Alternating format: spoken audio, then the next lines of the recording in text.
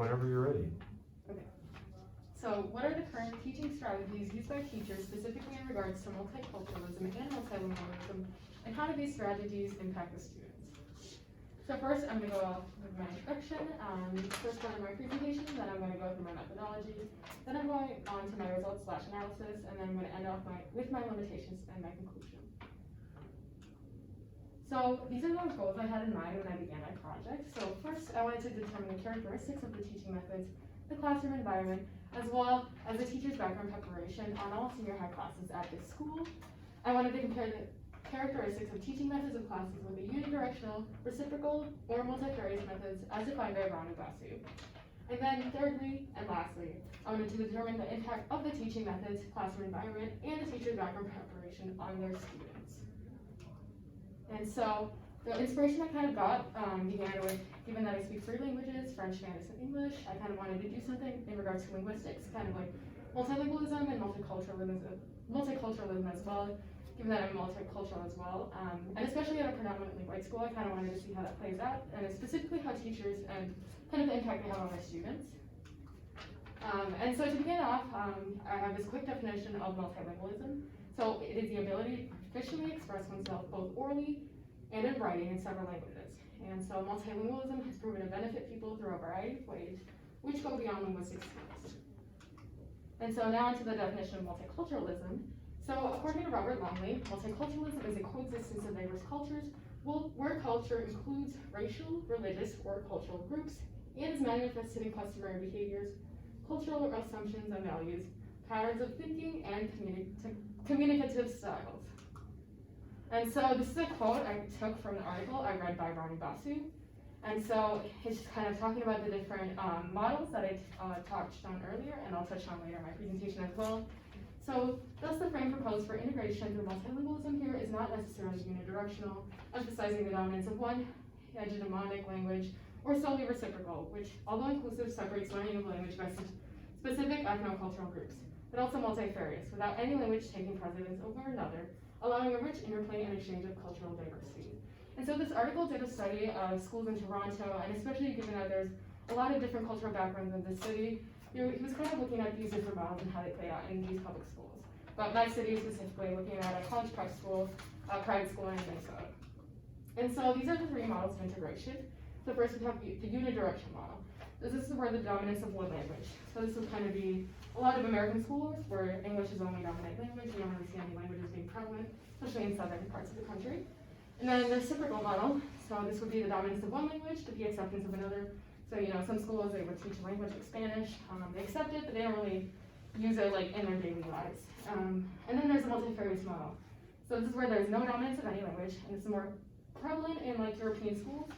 And a lot of articles I read as well talk about this multifarious model. And so this is another quote talking about the schools he specifically studied. So this paradoxical duality suggests that schools in multicultural societies do not function solely as social and cultural institutions, enabling and disabling identities, placemaking, and belonging, but are inherently political in the constitution of their ideologies and understandings of diversity. The major claim expounded in this article is that multiculturalism does not necessarily translate into a unified recognition or practice of multilingualism. So he's kind of talking about how multiculturalism and multilingualism kind of go together, but they don't necessarily always kind of play out that way in several different schools. So that's kind of what I wanted to analyze in my project. So now on to my methodology. So these are the 3 ways I kind of analyzed the school and kind of the learning methods by the teachers. So first I sent out some surveys. I tested them out first with a few peers of mine, made sure that the wording kind of made sense and the questions made sense. And then I ended up sending them out through a professor of mine. And then secondly, so the surveys were taken, and then I analyzed the numerical data, which included like the demographic questions, the age range, etc. And then a phenomenological approach was taken. And this is a new approach that I hadn't heard of until my expert introduced it to me. And I'll go on and talk about that more specifically. And so this is kind of a breakdown of the both surveys I sent. So we have a student survey here, which consisted of 22 questions, 10 of them which were multiple choice / short answer questions, and then I had 12 long answer questions.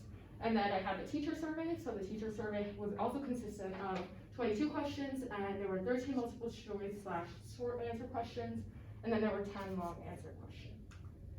And so these are a breakdown of the demographic questions specifically, so I didn't include everything, but these were the biggest topics I kind of touched on. So race, gender, ethnic background, languages spoken, the time at the school for both teachers and students, age, grades, and I would include the grades that the student is at and the grades that the teacher teaches, whether it's like, well, we have upperclassmen, lowerclassmen, etc. And then the classes, so I asked them whether they took APs or honors, or they took regular classes, or whether they took a lot of language classes. Just to kind of, take a look at the diversity of students and what classes they're kind of focusing on for the study. And so phenomenology, so this is a part of research that was the most important to me. This was introduced by Dr. Luz Sanchez, one of my experts. And it is a method of analyzing written information. And so with this, there are 4 different categories you split up your data into. So live body relation, live space, live time, and live relations. So once you get your survey responses, you go through with each response, and you split it up into these 4 categories. So what I would do is I would take one response from one question, and I would kind of read through it and see, whether it fits in live space. So if they talk about their learning environment, for example, one student talked about how it was too cold in their classroom. Obviously, I would go in live space. Or if they talked about how they felt uncomfortable having conversations with their peers when they talked about ethnicity or race, I would go in live relations. So it's kind of a different way of analyzing data. And so at the end of this, it's a really long process. It kind of takes hours and hours, more so than just kind of reading through your data. I write a written summary. So I would go through for each question and write a written summary for live body, live space, live time, and live relations. And with that, I kind of look at the specific vocabulary students use or teachers use and kind of look at which words stand out or phrases stand out. And so now I'm going on to my results. And so the student versus teacher age demographics, I kind of split this up into little pie graphs. And so with the student age demographic, as you can see, about 15% were in the age range of 15 to 16, which would be about freshmen to sophomores. So the majority were freshmen to sophomores. The next age range, 44% were 17 to 18, so about juniors to seniors. And then with the teachers, I also asked their age. I think it kind of mattered whether they were kind of younger, like in their 20s, or a bit older. So the majority of teachers were in their age range 41 to 50, so 37.5% were in that age range. And then we go on to 28% were in the age range of 31 to 40, and then 21.9% were in the age range of 51 to 60. And as you can see, as ages kind of get lower or higher, 61 plus, you see lower age percentages. And so I really thought this was the most important one, so the student versus teacher race demographic. And so as you can see, 97% of teachers who responded classified themselves as white, as only 3% classified themselves as Asian. As for the students, however, there was kind of a more diverse range. So 71% classified themselves as white, 17% classified themselves as mixed, and this included any race, whether white and Asian or black and white. And then only about 2.9% classified themselves as Latino and 5.7% as black. And again, 2.9% classified themselves as Asian as well.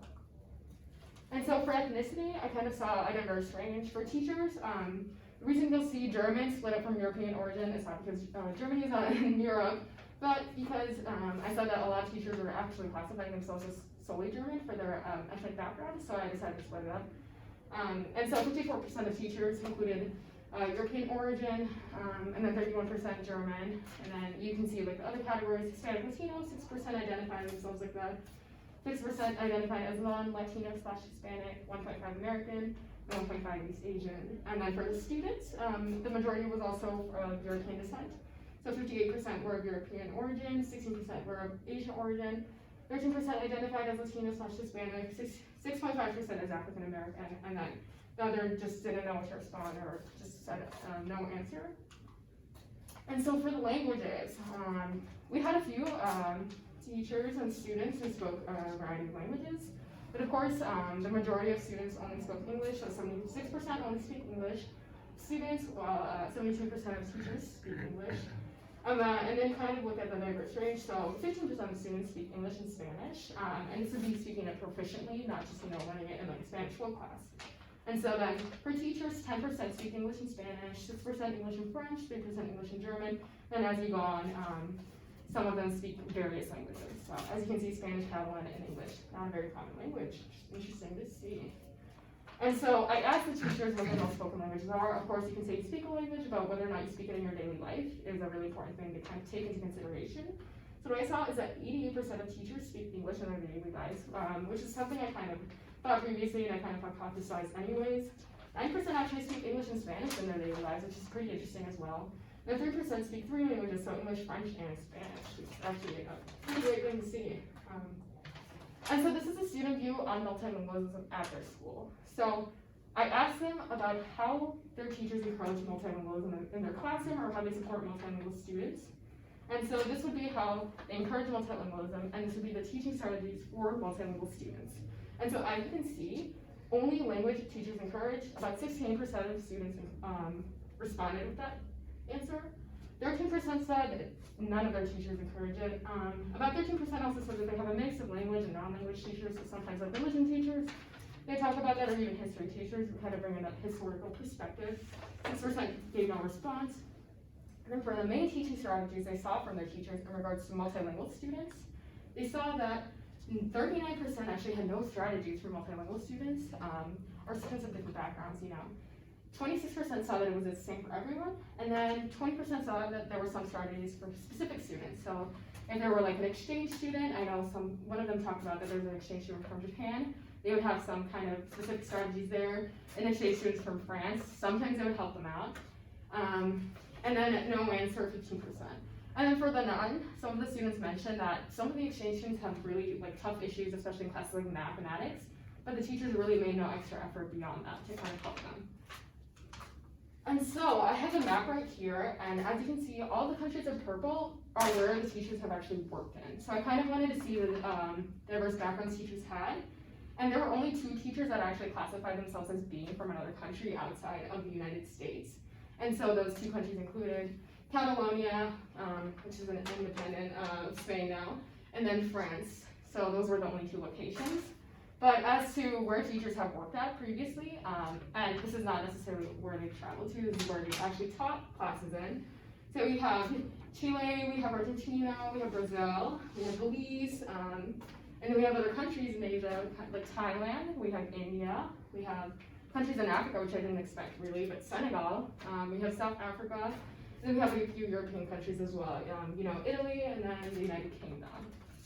And so with this, I kind of asked about the terminology they have for teaching in other languages and teaching in other countries. So 84% said that they have no specific terminology to speak or teach a class in another language. And this is just kind of looking at teachers here, like asking them like, oh, have you acquired any terminology in another language to teach the same class? So let's say if there was a math teacher, do you have the terminology to teach the same class in, let's say, like Spanish? And then 16% said that they have all that applies. So like they're a Spanish teacher that had like a Spanish degree, but they wanted to teach, let's say, like a literature class. If they had the terminology to teach that class in a different language. So that's what I asked here. And as you can see, it's the map isn't really full, and I thought there would be more countries, but it's kind of interesting to see kind of the diverse backgrounds the teachers did have. And so I asked about the multicultural student inclusion. As I mentioned earlier, I found that several articles were talking about how multiculturalism and multilingualism oftentimes work together. And so the students thought that 66% of students saw that there were no specific strategies for multicultural student inclusion. 20% saw this through questions and conversations like small talk, asking them about where they come from, maybe the activities they do at home. And then 14% saw it through like introduction projects / activities, like get to know you type of activities. And so the teachers, when I asked them, they had a wider range of responses actually.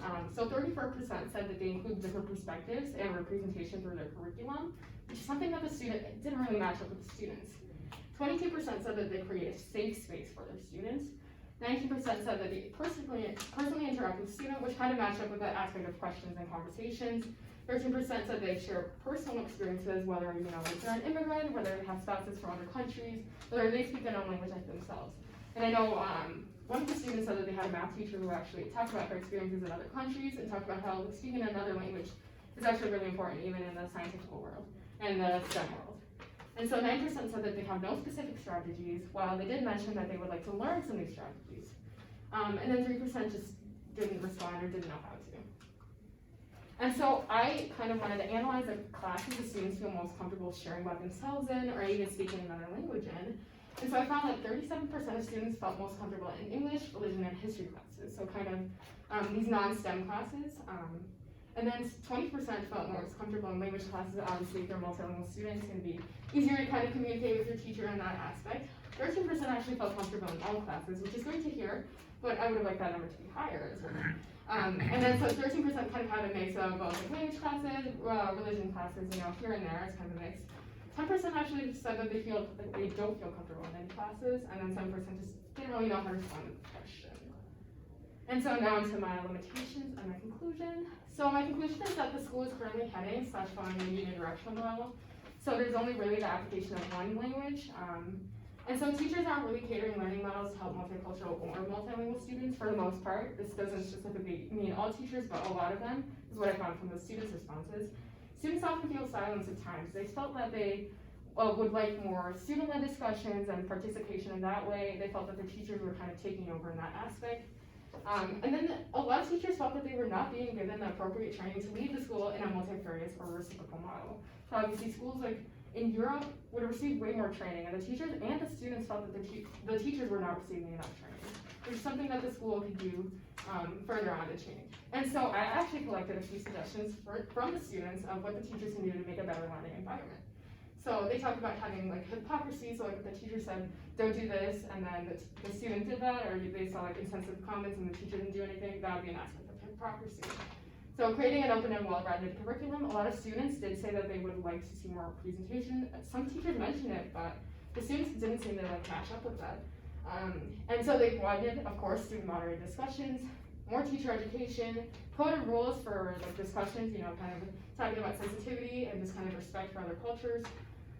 They would like to diversify the staff, which is a really interesting aspect, bring in people who work in several parts of the country or even the world. They would just want their teachers to listen better, of course. Changing the physical location. Actually, they saw that some students felt like they didn't learn well in the environment they were in. So they would kind of like to transition from classroom to classroom and kind of, have like a more open environment.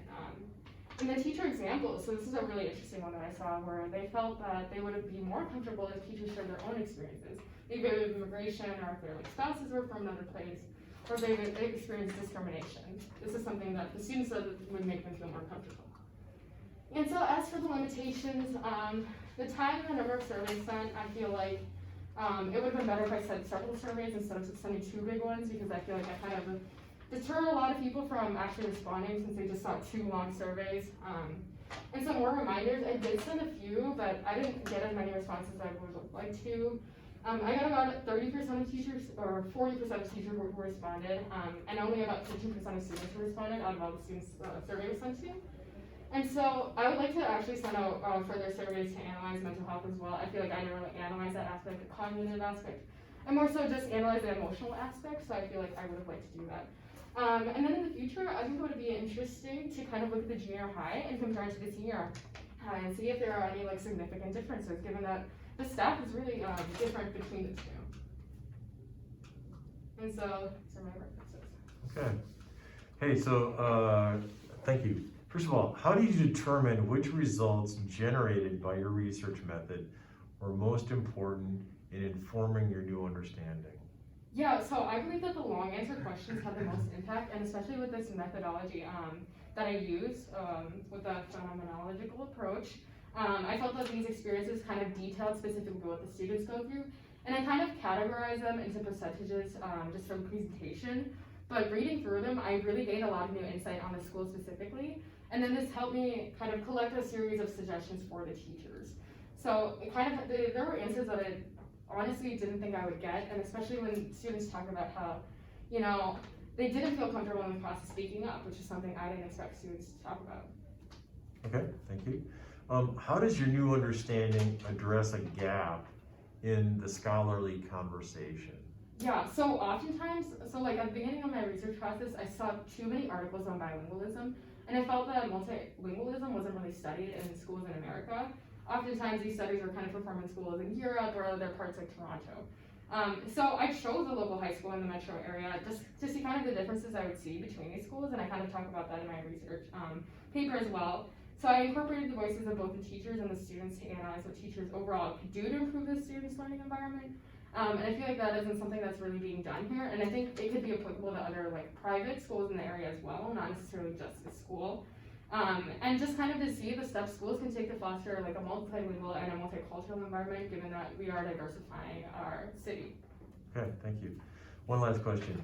How did your expert advisor facilitate your deeper understanding of the research process? Yeah, so for this one, I worked with her basically all year. We would go through hours and hours of, analyzing the data.